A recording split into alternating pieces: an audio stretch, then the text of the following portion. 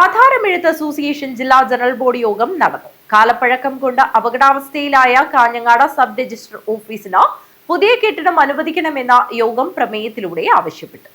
കാലപ്പഴക്കം കൊണ്ട് അപകടാവസ്ഥയിലായ Kanhangad sub registrar ഓഫീസിന് പുതിയ കെട്ടിടം അനുവദിക്കണമെന്നും ഡിജിറ്റൽ സർവേ പൂർത്തിയായ വില്ലേജുകളിലെ പ്രീമ്യൂട്ടേഷൻ സ്കെച്ച് ലഭ്യമാകാനുള്ള കാലതാമസവും തിരുത്തിക്കിട്ടുവാനുള്ള കാലതാമസവും അവസാനിപ്പിച്ച് പ്രവർത്തനം വേഗത്തിലാക്കാൻ ആവശ്യമായ നടപടികൾ സ്വീകരിക്കണമെന്നും ടെംപ്ലേറ്റ് സമ്പ്രദായം ക്രിയാത്മകമായി നടപ്പിലാക്കിയ സംസ്ഥാന സർക്കാരിനും ഡിപ്പാർട്ട്മെന്റിനും യോഗം നന്ദി രേഖപ്പെടുത്തി.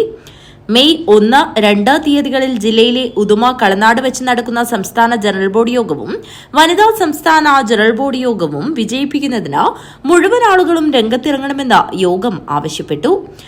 സമ്മേളനത്തിന്റെ വിജയത്തിനായുള്ള സ്വാഗത സംഘ രൂപീകരണ യോഗം ഹോസ്ദുർഗ ബാങ്ക് ഹാളിലാണ് നടന്നത്. ജില്ലാ ജനറൽ ബോഡി യോഗം നഗരസഭാ ചെയർമാൻ വി രമേശൻ ഉദ്ഘാടനം ചെയ്തു. ജോലി സുരക്ഷയും അതുപോലെ തന്നെ പിടിച്ചു നിൽക്കാൻ കഴിയും എന്നൊരു ചുവടുവയ്പ്പിലാണ് ഇന്ന് കേരളത്തിലെ ആധാരമെഴുത്ത് മേഖലയിൽ പ്രവർത്തിക്കുന്ന നിങ്ങളെല്ലാവരും. കേരളത്തിലെ സർക്കാരിനെ സംബന്ധിച്ചോളം ഈ കഴിഞ്ഞ 10 വർഷം എന്ന് പറയുന്നത് കക്ഷി രാഷ്ട്രീയ ഭേദമന്യേ എല്ലാവരും സമ്മതിക്കുന്ന ഒരു കാര്യമാണ്. കേരളം വളരെ മാതൃകാപരമായ